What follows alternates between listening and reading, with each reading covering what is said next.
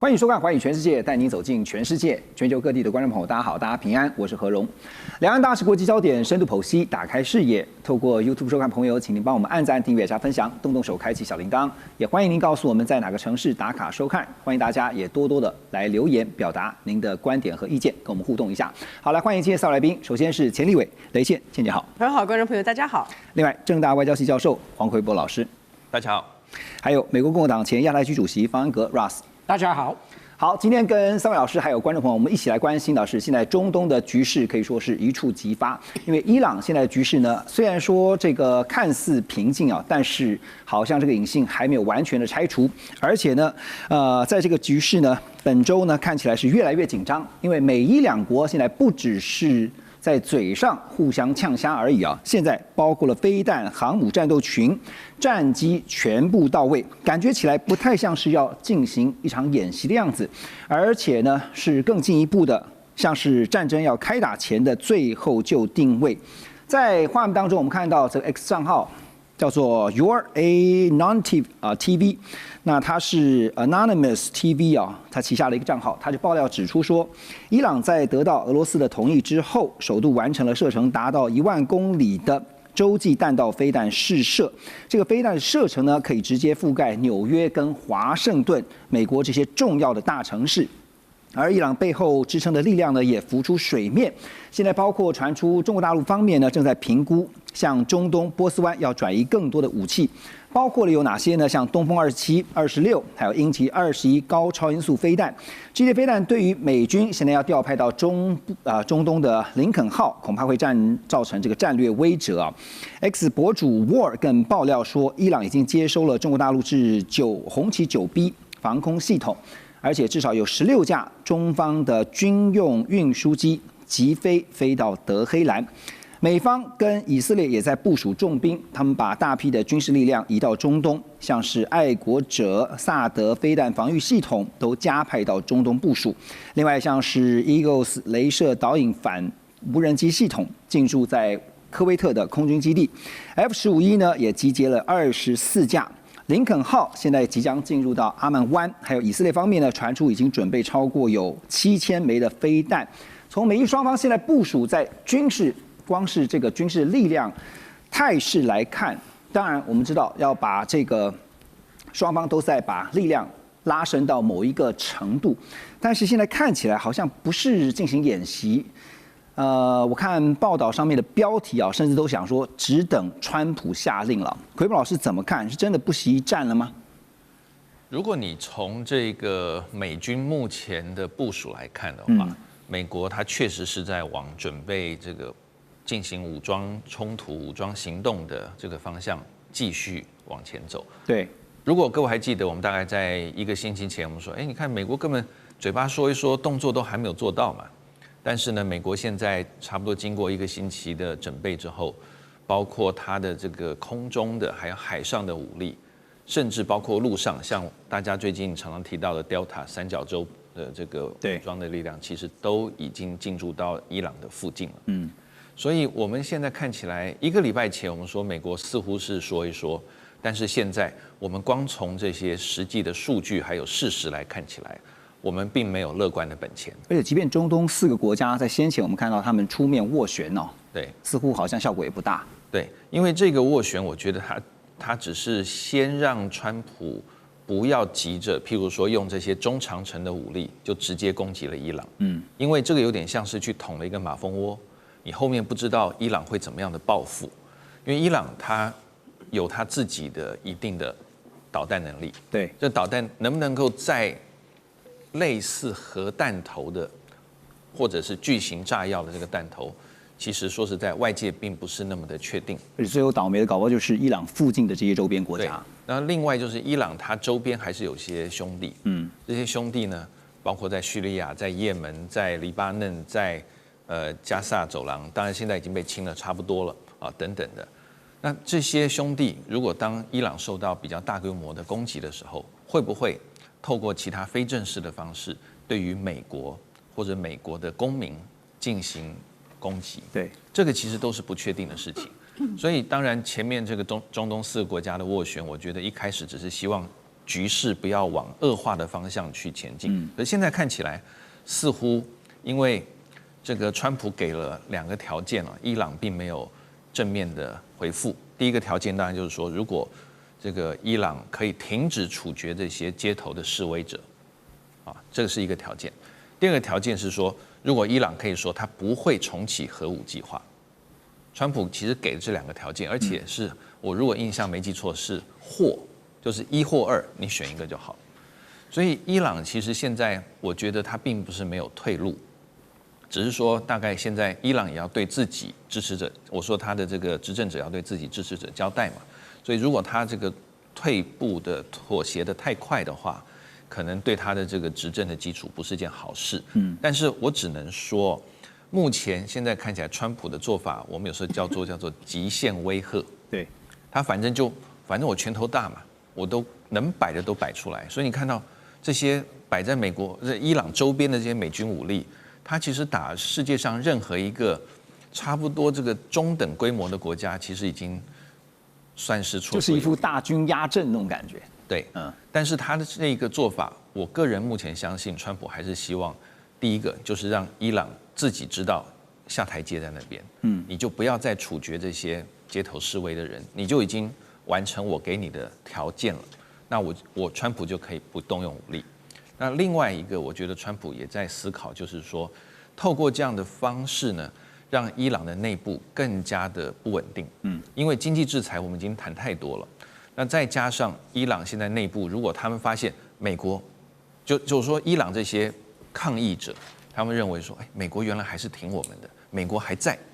那这个时候呢，伊朗内部的政治，我觉得只是暂时的停歇了，后面还会有更多的这个波折出现。您提到内部的不稳定哈，其实美国现在如意算盘，可能就是希望伊朗产生内爆。那什么是内爆呢？因为伊朗现在真正的痛点可能并不是主要在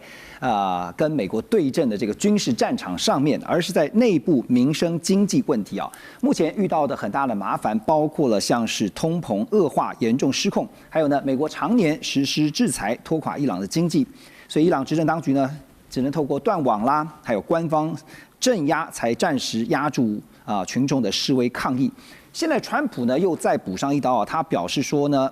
考虑对和伊朗往来的国家要实施2级关税，目的呢就是要让伊朗彻底的被踢出全球经济体系，就是我们刚刚所提到的，从内部引爆更激烈的反抗力道。但是现在不管是采取2级关税，还有长期的经济制裁封锁哈，其实对古巴也是这样哈。倩姐，您觉得真的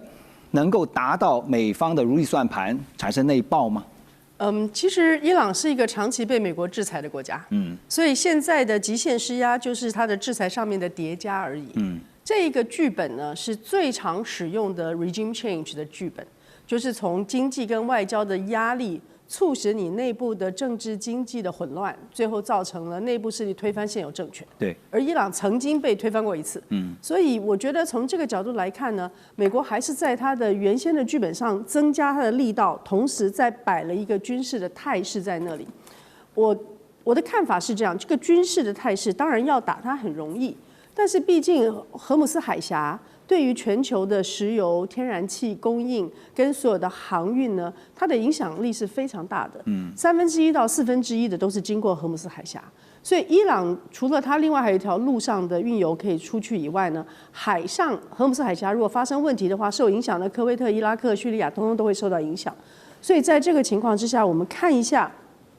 美国现在在做什么啊？美国现在当然乘着过去的一些放在引号里面的胜利，还有最近在 Davos 的所谓的胜利，我相信川普认为他会是另外一个和平的缔造者。那中东的和平，从1996年的 Clean Break 计划，就是要打败所有的抵抗之狐的国家，一共有7个。那最近已经完成的叙利亚阿塞德政权结束了，而且最近就是在这几个礼拜，你看到 SDF 就是以前库德的反对军都撤出了，科威特那个一直都没有什么很大的动作，伊拉克最近也开始有一个比较稳定的现在的执政政府。那么 KRG 虽然还是库德的，还是在中间是一个力量，但是它没有一个很剧烈的大的动荡或者是颠覆。所以叙利亚结束了，伊拉克在控制中，剩下就是伊朗最大的一个。所以你从以色列往这边走的话，黎巴嫩、叙利亚、伊拉克、伊朗，在这一条线里面，伊朗是最难的。所以上一次大家可能记得，以色列攻击了伊朗以后，特朗普攻击了12天。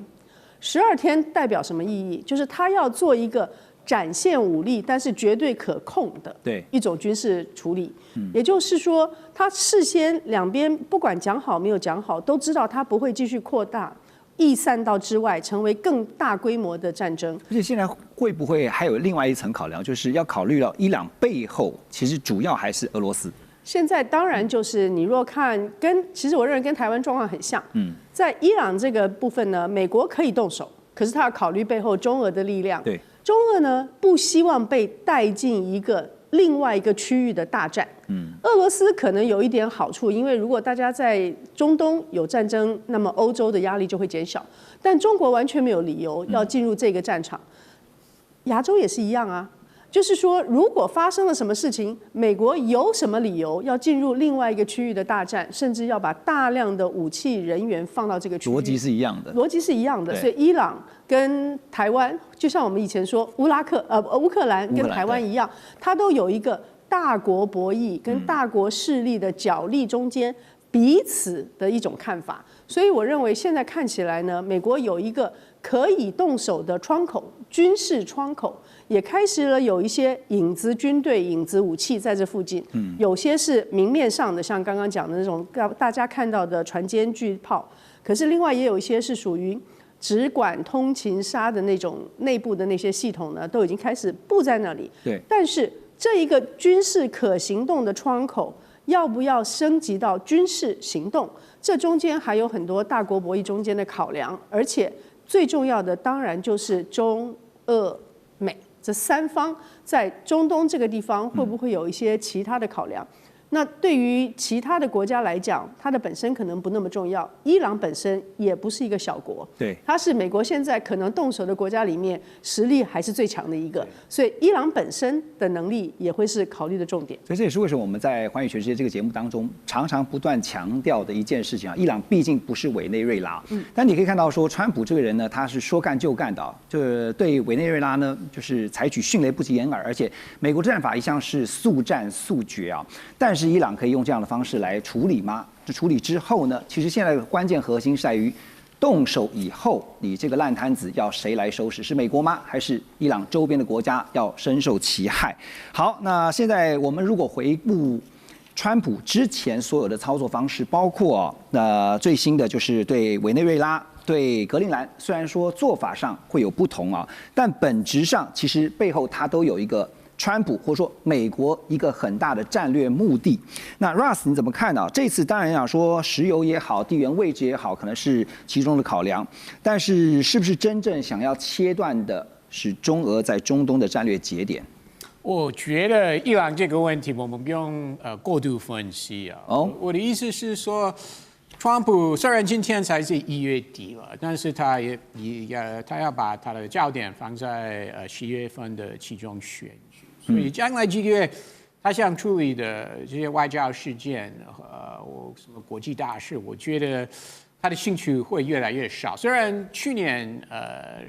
尤其是在去年的下半年，他对一些国际趋势或什么战争啊，他兴趣是越来越大了。但是他已经解决好加沙问题了，然后对他来说最重要的外交问题还是贸易关税相关议题。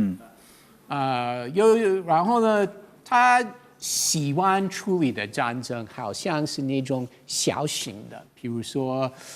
非洲或者加沙、柬埔寨跟泰国。他不希望有这种会影响到整个区域安全，甚至世界安全，像乌克兰跟……因为这盘棋太大了，是不是？对，他打的都是要稳操胜算的，但是不想花那么多时间在这些事情。所以现在摆出这样的一个重镇，你觉得？所以他前几天开始公开说，不要再杀死这些示威者。那他的意思是很明确啊，只要你不要再杀死他们啊，我不要再给你压力了，你们可以继续执政了，我不会推翻你们的政权。很明确，这是他的讯息了。所以，我个人认为，其实川普对伊朗这个问题，他希望是可以和平解决，他不希望他真的要动用美国的军事。但你如果从伊朗回应的态度到目前为止的这个态度来讲的话，你觉得他们会如川普所愿吗？当然对他们来说，最重要的是继续执政，对不对？无论如何，无论有继续制裁他们，或者是中国或俄罗斯提供什么样的帮助了，他们最想要的是可以继续执政。那如果美国真的没有打算推翻他们的政权的话，对他们来说就是最好的结果。OK， 但有了委内瑞拉之前的经验哈，其实真的是我们也不能排除这个美国说打就打的可能。我们休息一下，马上回来。全球局势必须关注，中美赛局牵动地缘风险，连带影响台海两岸未来。寰宇全世界，关心全世界，权威分析，专业观察，客观立场。每周6日，请您准时锁定，一同关心全球大事的瞬息万变。